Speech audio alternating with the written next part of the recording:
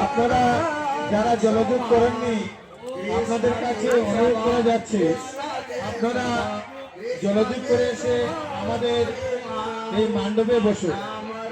আপনারা এখন যারা এখানে এসে উপস্থিত হয়েছে তাদের কাছে বিশেষ অনুরোধ করা যাচ্ছে আপনারা জলযোগ করে আমাদের এই প্যান্ডেলে এসে বসার জন্য অনুরোধ করা যাচ্ছে।